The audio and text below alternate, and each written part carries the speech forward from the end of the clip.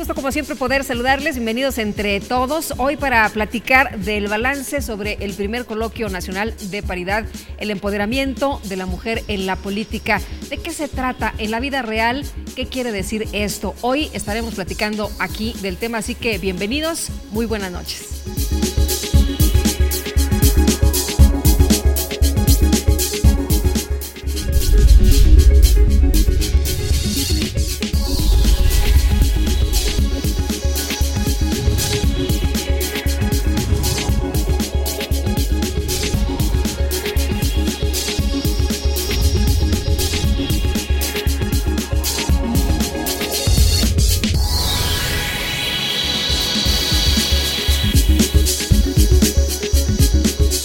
Para empezar en esta ocasión les tengo un resumen de lo más importante de las actividades del Instituto Electoral del Estado de México y le damos la entrada a esta primera de las acciones que se llevaron a cabo, la entrega de diplomas a los egresados de la quinta promoción de la maestría en Derecho Electoral y de la tercera promoción de la maestría en Administración Electoral.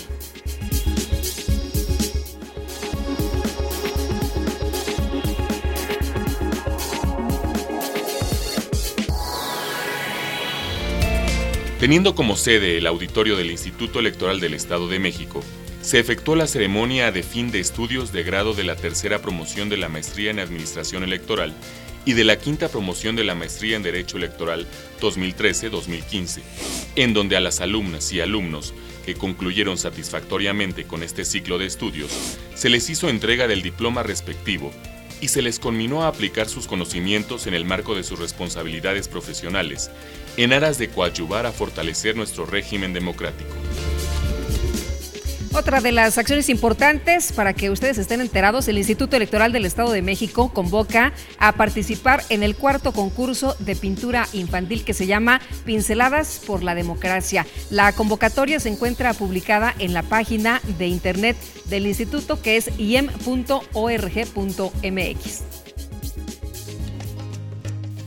Aún hay tiempo para que las niñas, niños y adolescentes de 5 a 15 años de edad, con residencia en el Estado de México, puedan registrar sus trabajos en el cuarto concurso de pintura infantil Pinceladas por la Democracia, el cual organiza el Instituto Electoral del Estado de México, con la finalidad de que a través de imágenes y diferentes técnicas expresen con creatividad la realidad que observan acerca de una convivencia escolar armónica, así como de los valores democráticos en la familia o en la escuela.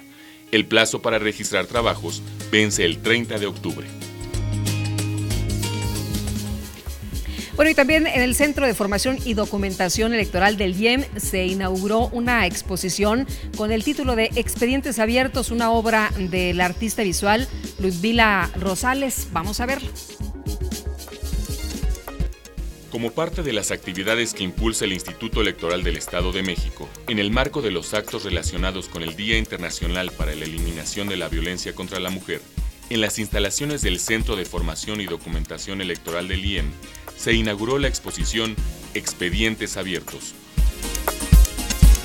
obra de la artista visual Ludmila Rosales Esteves, cuyo eje gira en torno de un tema social que representa a través de 7 libros, en compañía del consejero presidente del IEM, Pedro Zamudio Godínez, y del consejero electoral Gabriel Corona Armenta.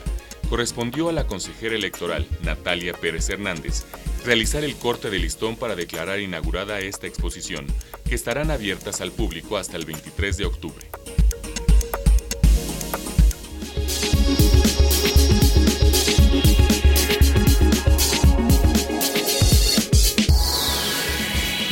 Pues ahí nuestro resumen de las actividades más importantes en el Instituto Electoral del Estado de México, y también les quiero presentar un fragmento de lo que tuvimos en el programa anterior.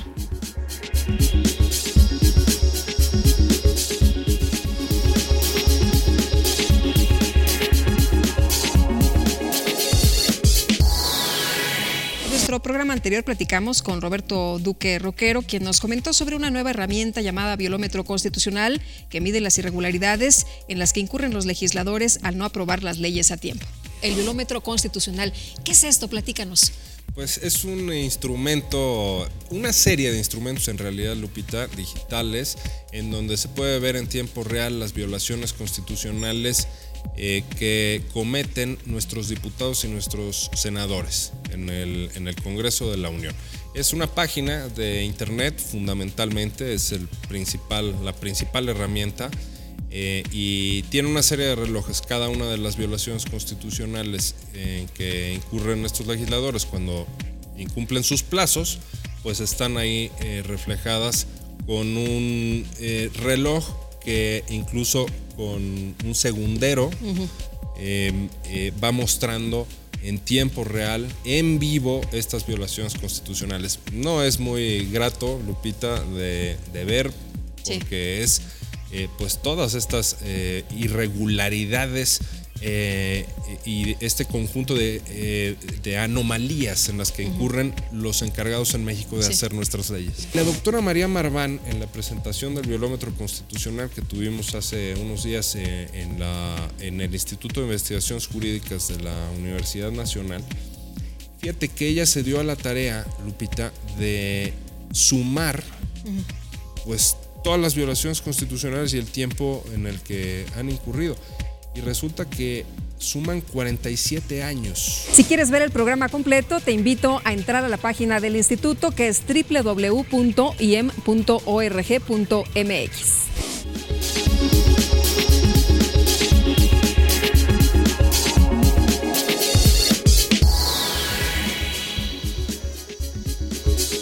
Además de la página del instituto, también se pueden comunicar con nosotros, nos pueden contactar a través de Facebook y de Twitter. Hacemos una pausa y enseguida estamos de regreso.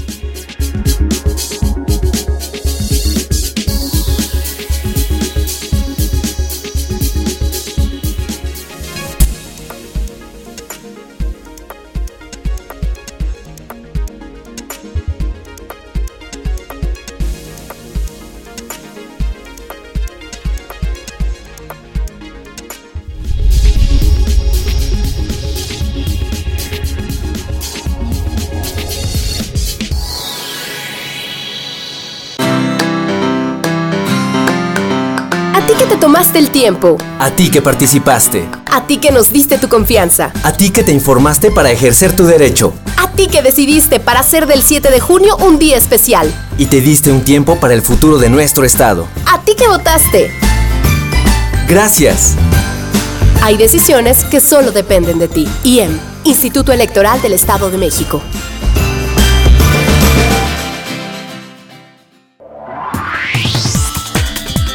Detrás de tu voto hay buenas noticias. Un programa del Instituto Electoral del Estado de México.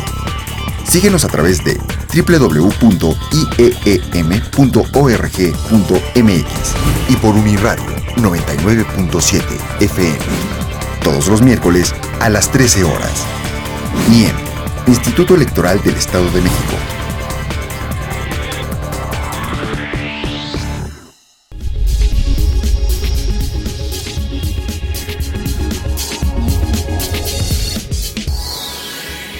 Estamos de regreso, muchas gracias a usted que sigue con nosotros aquí entre todos. Y bueno, una noche, la verdad, muy especial. Aparte de nuestra invitada, a quien van a conocer en un momento, estamos pues muy contentos, estamos estrenando escenografía, esperemos que les guste, por supuesto. Y te saludo con mucho gusto, Palmira Tapia, ¿cómo estás? Consejera del Instituto Electoral del Estado de México, bienvenida a nuestra madrina aquí. Ay, sí, pues me siento honrada de estar aquí en tan bonito espacio. Un gusto verte y bueno, en un lugar tan bonito, pues aún más. Muchísimas gracias. Además, con un tema realmente muy importante, apasionante, del que hemos venido hablando desde hace ya muchos años, pero ahora con una realidad totalmente distinta. Primero, la participación de la mujer y este concepto de el empoderamiento de las mujeres en la política. Me acuerdo que se criticó mucho el término, esto del empowerment, y luego que se hizo, ya se tradujo y que se empezó a hablar desde hace algunos sexenios, pero en la vida real, como yo decía al principio de nuestra emisión de hoy, ¿de qué se trata? ¿Qué significa para las mujeres? Sí, Lupita, mira, empoderamiento, como bien lo dices, es una traducción del inglés. Algunos consideran que su traducción al español correcta debería ser apoderamiento. Sin embargo, bueno, el término se ha estado utilizando en distintos ámbitos, la gente ya está familiarizada con el término, Y me parece que lo importante es más bien a lo que refiere, el significado que tiene esta palabra, ¿no? Un poco en contexto, decirte que se utilizó la primera vez en la Cuarta Conferencia Mundial en Beijing en 1995, y desde ese entonces este término ha venido evolucionando. ¿En qué sentido? Empoderamiento tiene que ver, en un inicio, tenía que ver más bien con esta creciente participación de la mujer en el ámbito político, la mujer en los espacios de toma de decisiones. Pero en estos años el empoderamiento también se refiere al papel de las mujeres en su plano individual, y más bien como una forma de expresar esta necesidad de que las mujeres recuperen su dignidad como personas, como un ente individual que desde luego colectivamente tiene mucho que dar para la sociedad. Entonces tiene una doble dimensión, la colectiva y la individual, pero lo principal es que refiere el papel de la mujer en las sociedades contemporáneas como un agente de cambio, de transformación, y bueno, tiene toda esta discusión que en unos momentos te conversaré, que quisimos rescatarlo para un coloquio que realizamos en el Instituto Electoral del Estado de México la semana pasada. El balance de este coloquio, quiero preguntarte primero, ¿cómo se les ocurre esta idea? Porque aparte es un coloquio no nada más aquí en el Estado de México, es un coloquio que se arma a nivel nacional. Sí, bueno, la verdad que fue una idea que surgió desde la consejería a mi cargo, a raíz de pues, todo lo que estuvimos observando a lo largo del proceso electoral, específicamente en el momento del registro de candidatos, cuando tuvimos como consejeros un debate interesante al interior del instituto de hasta dónde teníamos que entender este principio de paridad elevado a rango constitucional desde la reforma de 2014. Y de ahí observamos no solo en el Estado de México, sino en otras entidades federativas y a nivel nacional un debate interesante que tiene que ver con todo este tema de paridad, cómo entenderlo, cómo aplicarlo en estas elecciones de 2015, donde por primera vez pusimos en marcha una serie de cambios que trajo consigo la reciente reforma constitucional. Entonces, bueno, a iniciativa propia y con la colaboración de nuestro centro de formación a cargo del doctor Gustavo López Montiel en el Instituto Electoral, empezamos a organizar pues esta idea que fue materializándose en un coloquio de carácter nacional. Una idea ambiciosa, lo sé, pero ese era el sentido, no solamente reflexionar el concepto de paridad en términos locales, ¿no?, del Estado de México. Desde luego es nuestro foco, nuestro tema prioritario, pero con una perspectiva más nacional que contara con la participación de ponentes que tienen algo interesante que decir, tanto por las decisiones que toman en su quehacer político como por ser especialistas en el tema. Bueno, después de algunas semanas de preparación, este coloquio se pudo realizar la semana pasada, el 30 de septiembre fue el primer día y concluyó el 2 de octubre, o sea, miércoles, jueves y viernes. En el auditorio del instituto fuimos sede de este primer coloquio nacional de paridad. Ahora, en el caso de los temas, veo que se habla de derechos humanos y políticos de las mujeres. ¿Por qué hablamos de derechos humanos? Y bueno, relacionado aparte con los derechos políticos. Claro, pues porque toda la discusión de trasfondo en el tema de derechos de las mujeres en realidad es el tema de derechos humanos, o sea, las mujeres como seres humanos que están, que es un debate importante por sí mismo, porque bueno, al representar poco más de la mitad de la población y considerando que en este país hasta 1953 pudimos lograr el derecho al voto, y eso de manera parcial, imagínate pues toda esta discusión, primero en el ámbito de derechos humanos, después derechos políticos, en fin, está necesariamente inmiscuida una con la otra, ¿no? En realidad cuando hablamos de derechos de las mujeres estamos hablando de derechos humanos. En este caso, ¿cómo fueron las mesas? ¿Quiénes participaron en las mesas? ¿Y cuáles fueron las conclusiones? Por ejemplo, si se habla de derechos humanos y políticos de las mujeres, ¿ahí qué es lo que se llega? ¿Qué es lo que se determinó? ¿De qué finalmente se concretó en esta discusión? Mira, el coloquio consistió en 7 mesas y 2 conferencias magistrales. Estas 2 últimas a cargo de la doctora Joy Langston, académica del CIDE, y una conferencia magistral a cargo del consejero del INE, Javier Santiago Castillo.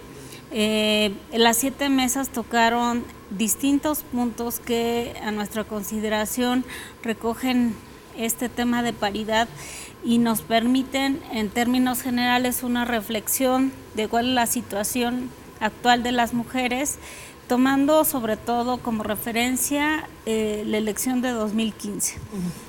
Las mesas tocaron temas desde la participación política de las mujeres, su papel desde los partidos políticos, cuál es el papel de la mujer en los órganos electorales, como el Instituto Electoral del Estado de México, las mujeres en los órganos jurisdiccionales, donde tuvimos como invitadas a las magistradas del Distrito Federal, también de la Sala Regional de aquí de Toluca. En fin, tuvimos acá, desde luego también el papel de las mujeres como candidatas. En fin, a lo largo de estas 7 mesas, me parece, o ese fue al menos el ánimo, fue generar o aportar los elementos que nos dieran un balance general de cuál es la situación de la mujer en términos de su participación política.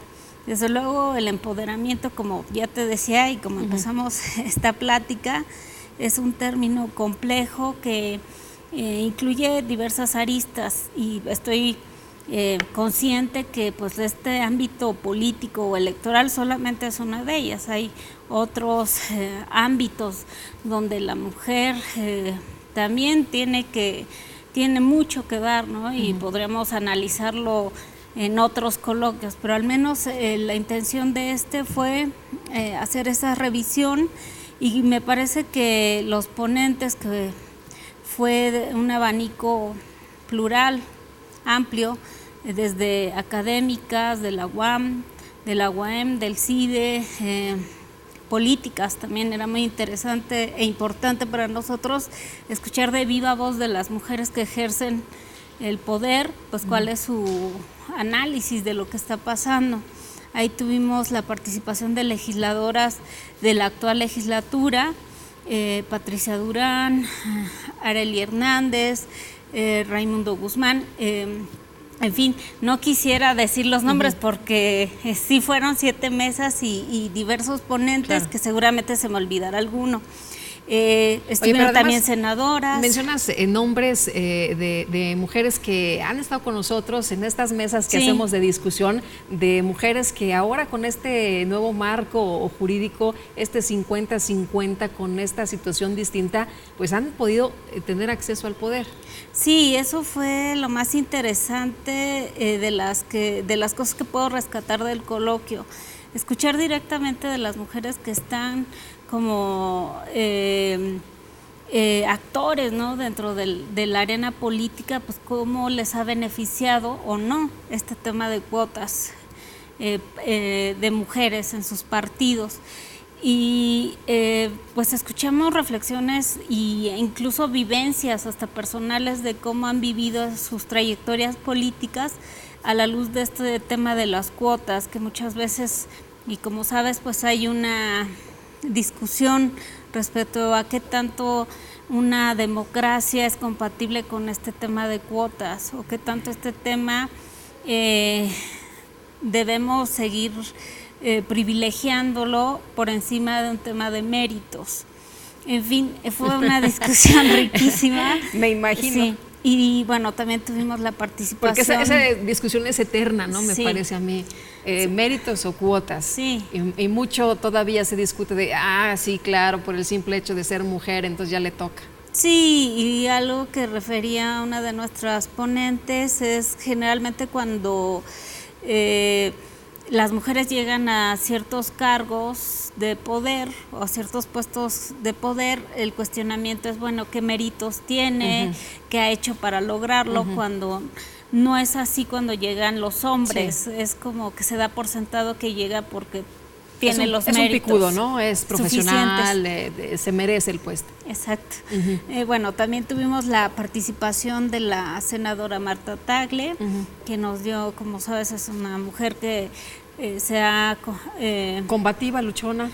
Así es, entonces, bueno, fue interesante escuchar también su análisis y su balance de esta elección en términos de paridad y también pudimos recoger, además de estas vivencias y experiencias, pues también a nivel de datos duros, pues qué nos dicen, ¿no? Cómo nos fue, y creo que eso también es muy interesante, tanto un análisis cualitativo, podría decirse, como el cuantitativo, que nos da más sustento cuando decimos que el saldo de esta última reforma electoral en términos de paridad ha sido más positivo que negativo. O sea, hemos visto progresos y eso se sustenta en los datos que arrojan la elección de 2015. A pesar del rechazo de algunos, de la crítica de otros, lo cierto es que las mujeres han tomado diferentes posiciones a nivel nacional, ¿no? Sí, bueno, ahí por ejemplo me viene a la mente la explicación que nos daba la doctora Langston de la importancia que tiene, por ejemplo, la experiencia en las carreras políticas de las mujeres. O sea, parecería que aquellas mujeres que cuentan con cierta experiencia, que se les permite tenerla, tienen más probabilidades de ganar un distrito, por ejemplo, que un hombre, ¿no? O sea, la experiencia parece ser una variable significativa cuando queremos comprender si gana un hombre o no cierto distrito electoral. Por eso es que es tan importante que pues desde los partidos se tome este tema como no solamente como una carga adicional que les ha traído las reformas, ¿no? Sino como realmente una ventana de oportunidad, pues para apuntalar liderazgos femeninos. Que haya hombres y mujeres igualmente capacitados, partidos, ¿no? Exacto, o sea, el tema de la capacitación y la experiencia es vital, ¿no?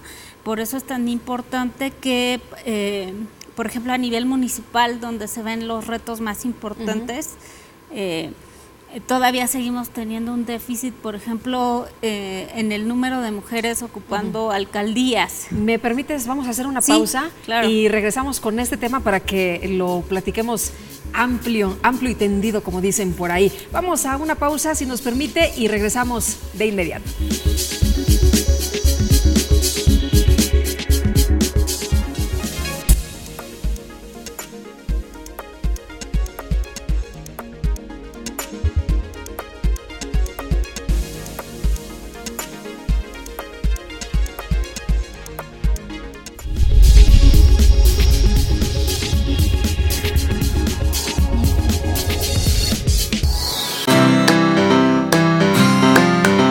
A ti que te tomaste el tiempo. A ti que participaste. A ti que nos diste tu confianza. A ti que te informaste para ejercer tu derecho. A ti que decidiste para hacer del 7 de junio un día especial. Y te diste un tiempo para el futuro de nuestro estado. A ti que votaste. Gracias. Hay decisiones que solo dependen de ti. IEM, Instituto Electoral del Estado de México.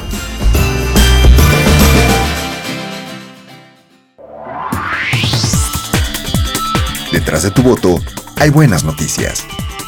Un programa del Instituto Electoral del Estado de México. Síguenos a través de www.ieem.org.mx y por Uniradio 99.7 FM. Todos los miércoles a las 13 horas. IEM, Instituto Electoral del Estado de México.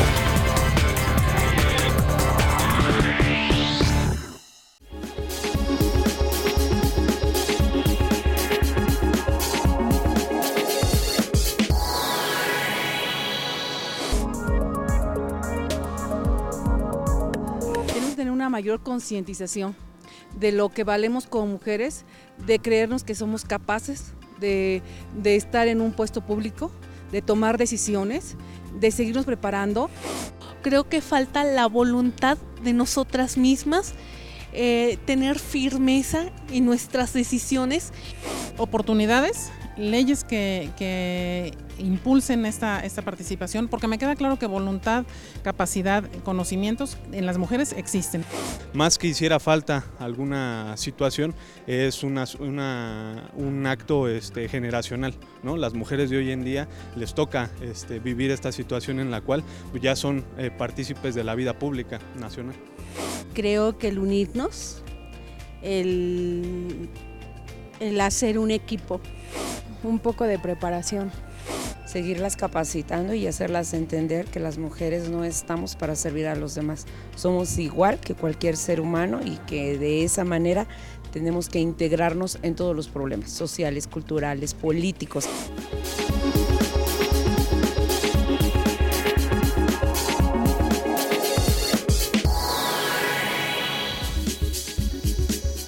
Pues ahí la voz de las mujeres interesante, de los ciudadanos y las ciudadanas, y parte de lo que señalan es que hay voluntad, que hay capacidad y también hay preparación. O sea, las mujeres ya están en otro terreno. Es lo que veíamos. Sí, interesante las opiniones que reflejan afortunadamente que el tema de empoderamiento, aunque no lo refiramos así, está en la mente del ciudadano de a pie, y eso es lo importante, claro, situarlo en el debate público, en la conversación diaria, porque este es un tema de día a día. Nos decías antes de irnos al corte sobre los municipios, de cómo está la situación en los municipios, ¿ahí qué está pasando?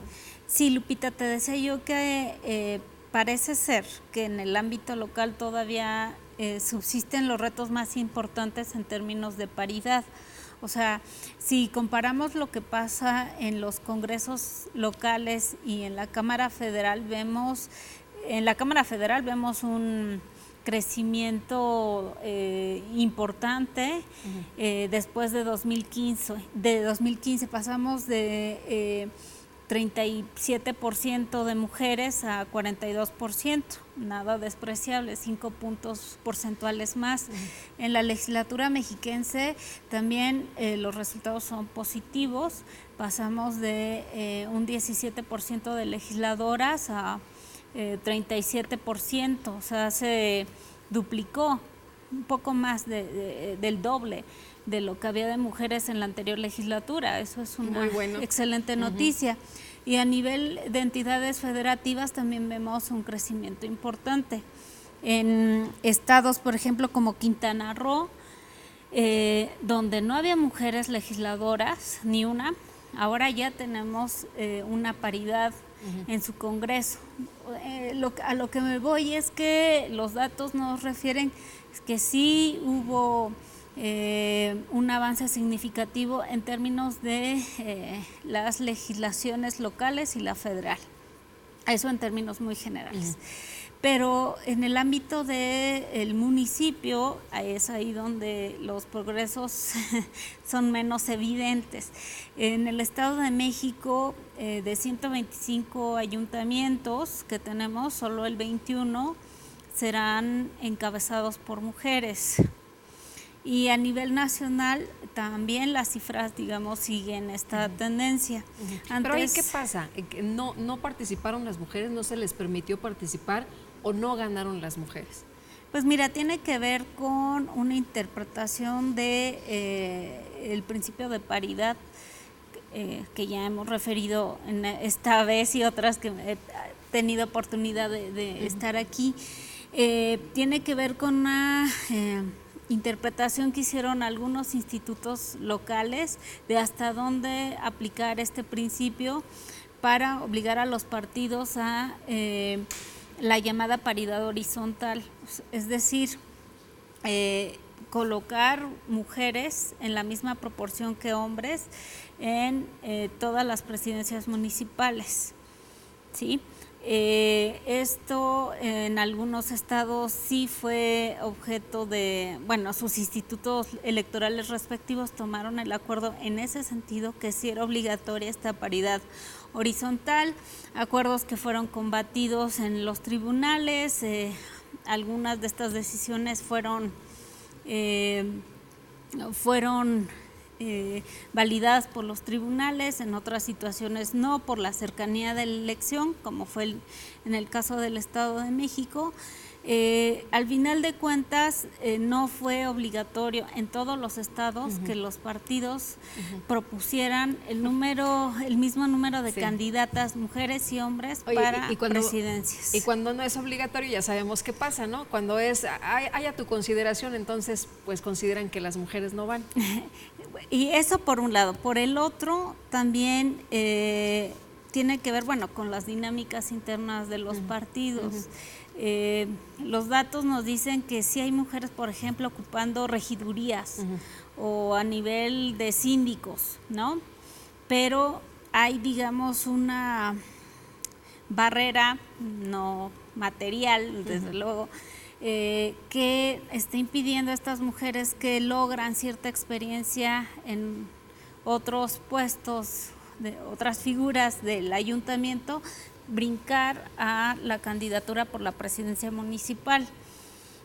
Es un tema, regreso a lo que ya había comentado, que pues los partidos deben privilegiar también tener mujeres experimentadas, y creo que para el caso de las presidencias municipales habría forma, porque los datos nos dicen que sí hay presencia de mujeres en sindicaturas, en regidurías, entonces habría un pool, ¿no?, digamos, de mujeres para escoger las siguientes candidatas para presidentas municipales.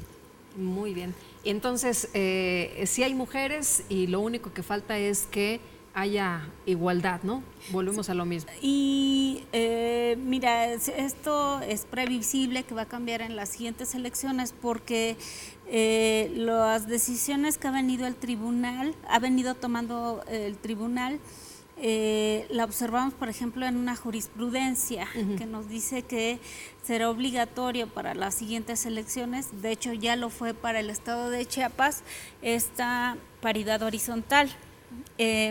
Desde luego falta, y eso es algo que las ponentes del coloquio lo refirieron, falta que los legisladores lo pongan en ley. O sea, no podemos quedarnos solo en el ámbito de las jurisprudencias o las decisiones del tribunal. Hace falta que se legisle y se plasme en la ley. Pero es previsible que estos datos en mujeres encabezando alcaldías van a incrementarse considerablemente.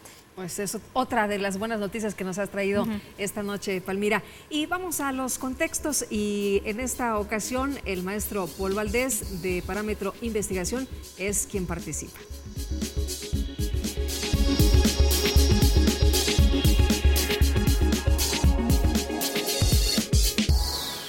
Vamos a hablar acerca del libro de Pippa Norris llamado Déficit Democrático. Es un libro de alta relevancia en el contexto actual, porque nos habla de la crisis de la democracia, de la legitimidad de la democracia después de la tercera ola, de cómo incluso democracias consolidadas han encontrado pues bajos apoyos en cuanto a su credibilidad, cómo de alguna manera las redes sociales están influyendo en tener cada vez mayor información que puede erosionar incluso pues la imagen de políticos, que puede erosionar también evidentemente la credibilidad de la democracia, y cómo también obviamente el desempeño de los gobernantes influye en este llamado déficit democrático que se está registrando pues obviamente en las democracias del mundo. Y Pippa Norris, la politóloga de la Universidad de Harvard, nos dice que es básicamente por tres razones. Número uno, por lado de la demanda, ella observa una sobreexpectativa de la democracia y obviamente pues resultados que no difieren o que no están convergentes con lo que la gente espera. Número dos, ella evalúa a partir de que la información pues hoy tiene cada vez mayores canales de acceso, que la gente puede evaluar, pues evidentemente con mayor posibilidad, con mayor cantidad y con mayor calidad, la información que antes a lo mejor era atesorada o que era de alguna forma controlada y que hoy evidentemente pues está abierta. Cada persona puede acceder a miles de noticias acerca de los gobiernos hoy en día. Y en tercer lugar, ella habla del apoyo hacia el régimen, el apoyo a la democracia, y evidentemente también tiene que ver con el desempeño que tienen las democracias, que obviamente hoy la gente tiene pues básicamente acceso a poder evaluar cómo está desempeñándose la democracia o el régimen democrático, y obviamente puede evaluar y puede criticarlo. Creo que en ese sentido las notas negativas son un aspecto muy importante que hacen que cada vez sea más complejo gobernar, que la propia comunicación política tiene evidentemente muchas aristas para poder evaluar y controlar, y que en ese sentido creo que es una responsabilidad mayor para los gobernantes comportarse bajo pues, los principios de la ética pública y obviamente de beneficio hacia la sociedad.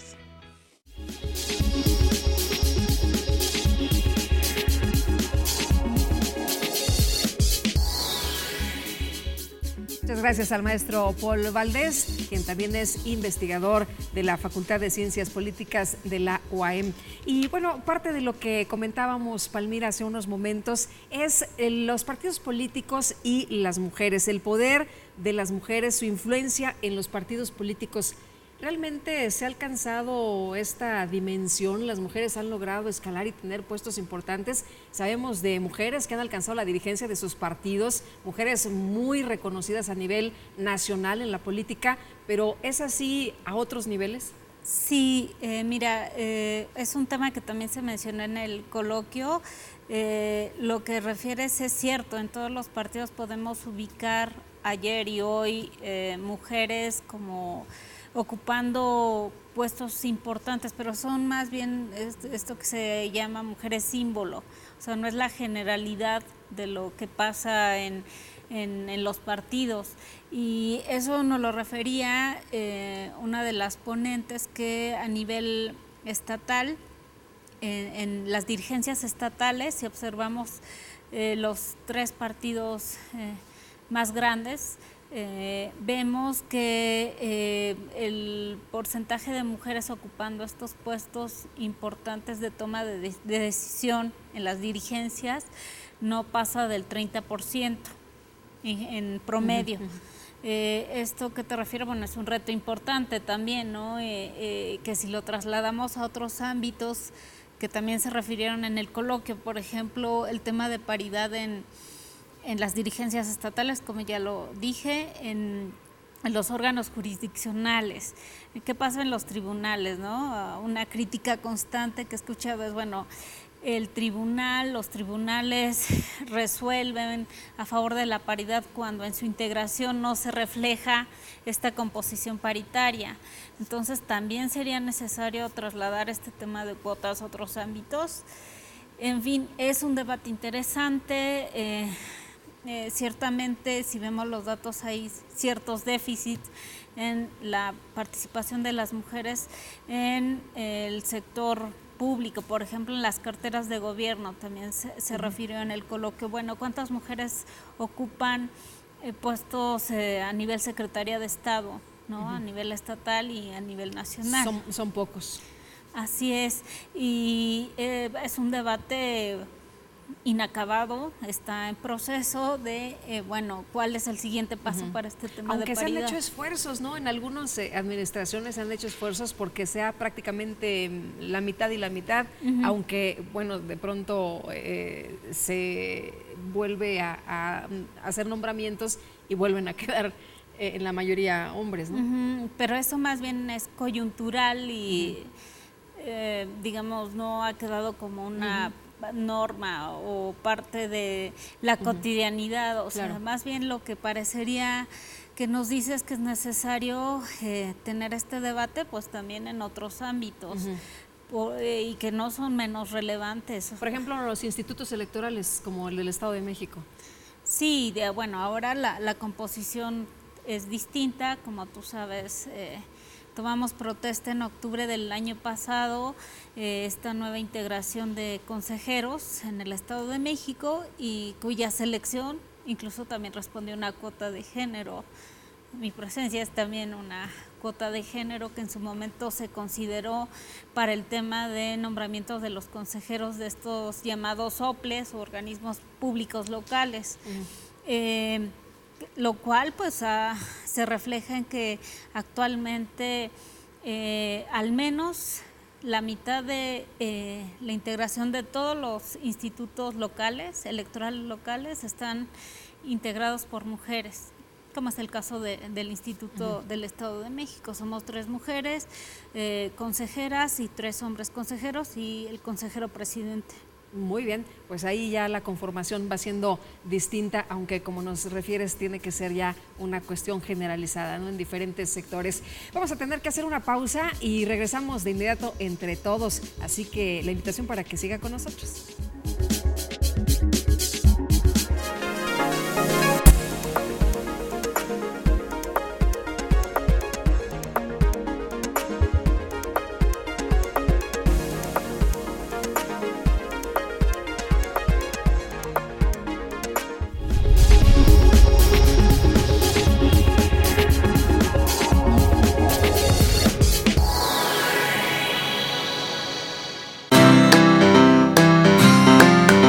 A ti que te tomaste el tiempo. A ti que participaste. A ti que nos diste tu confianza. A ti que te informaste para ejercer tu derecho. A ti que decidiste para hacer del 7 de junio un día especial. Y te diste un tiempo para el futuro de nuestro estado. A ti que votaste.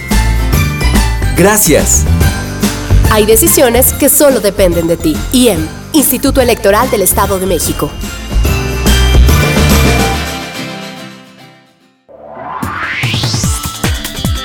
Detrás de tu voto hay buenas noticias.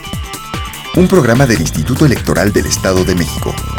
Síguenos a través de www.ieem.org.mx y por Uniradio 99.7 FM. Todos los miércoles a las 13 horas. IEM, Instituto Electoral del Estado de México.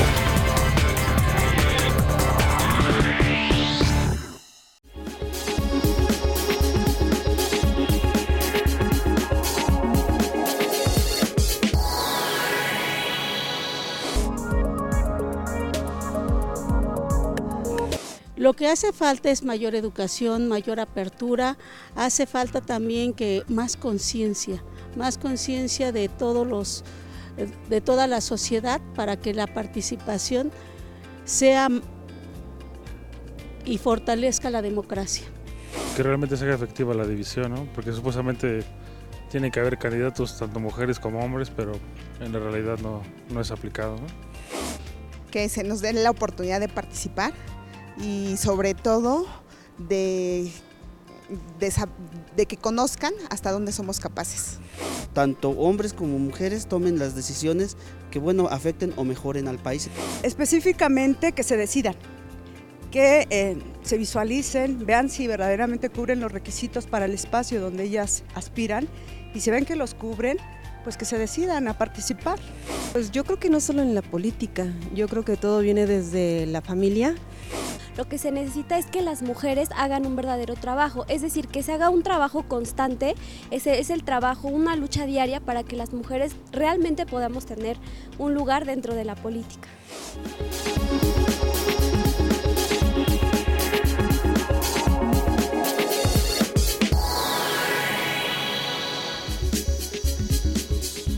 Bueno, y estamos viendo realmente que las mujeres están teniendo su lugar en la política.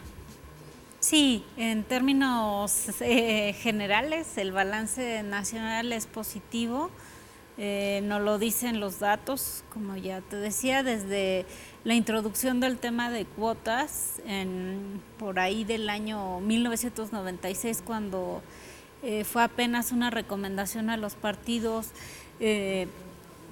observar este tema de las mujeres en sus candidaturas, luego la reforma de 2002 cuando ya fue obligatoria, pero en una proporción de 70-30%, 2006, 2007 cuando esta proporción pasó a 60 y 40 hasta 2015, que ya sabemos que no hablamos de cuotas sino de paridad. Ha sido un largo recorrido donde se observa que su impacto en la composición de la Cámara Federal, por ejemplo, se ve que la brecha entre hombres y mujeres cada vez es menor. Esto quiere decir pues que en los siguientes años será prácticamente igual la presencia de hombres que de mujeres. A nivel de los estados el escenario es variopinto, ¿no? En algunos estados los progresos son más rápidos y significativos, en otros no tanto. Y por ejemplo, ya que estás hablando de los estados, en el Estado de México, ¿cómo ves la situación? ¿Cómo ha sido la composición? ¿Cuáles han sido las oportunidades para las mujeres? Pero no nada más eso, sino también lo que se viene, los retos. Sí, bueno, ya como le comentaba a tu auditorio, tenemos una integración de esta legislatura donde se duplicó la presencia de mujeres con respecto a la anterior legislatura. Eso te habla de un avance sustancial, ¿no? En términos de la presencia de legisladoras, que representan poco más del 37%. Fue interesante escuchar en el coloquio, hubo una mesa destinada precisamente para conocer la misión y visión de la actual legislatura en el tema de paridad. Tuvimos la presencia de algunas legisladoras locales, quienes nos compartieron pues su punto de vista de cómo ven este tema y qué estarán haciendo en sus curules para seguir avanzando, ¿no? en este tema. Por ejemplo, nos referían a hacer una propuesta de ley para que sea obligatoria la paridad en la integración de las secretarías de gobierno, ¿no? Que se observe esta presencia de mujeres también en las carteras del gobierno estatal, ¿no? Es una idea que seguramente generará un debate interesante. También escuché otra iniciativa que tiene que ver con el tema de paridad en la presidencia de las comisiones ordinarias, extraordinarias dentro de la legislatura mexiquense. Sí. En fin, son propuestas que te hablan que las legisladoras pues también traen el tema en sus agendas. O sea, todo por cuota hasta que sea ya algo normal.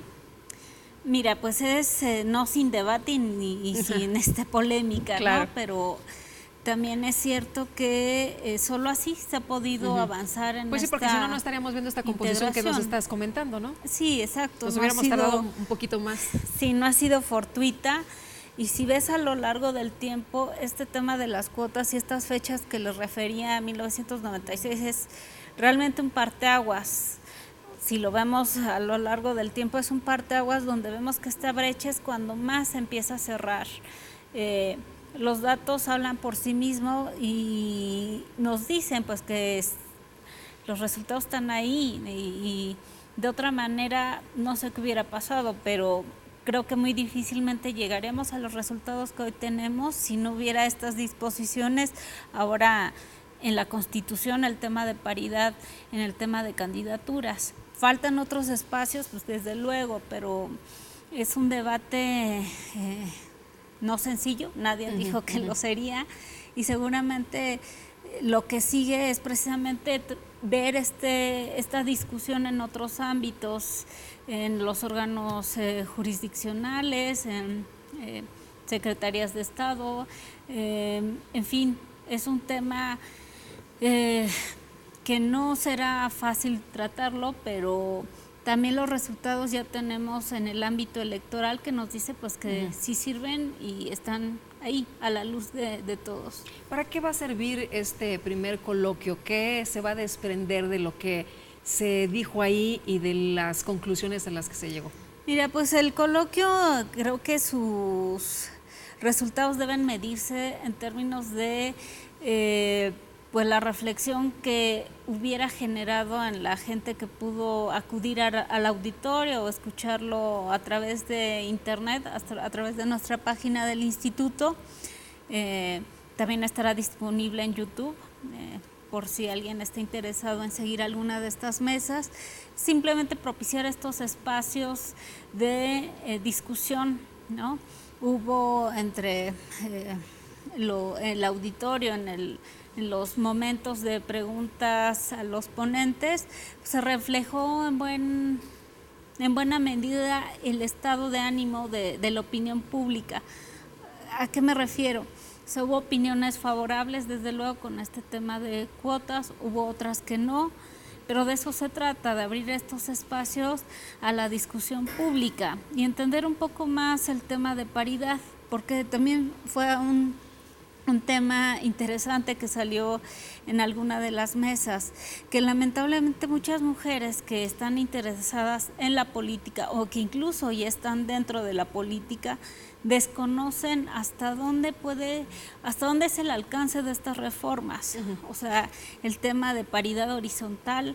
Hay muchas mujeres que se escucha un término se escucha un término para especialistas, para quienes manejan solamente temas electorales. Cuando no debe ser así, más bien debe ser del dominio público, o al menos de quienes esté interesado en ser política, y saber que esta discusión se está dando. Que puedes tener acceso a todos los puestos de elección popular, ¿no? Sí, lo que la ley te da y que puedes exigir.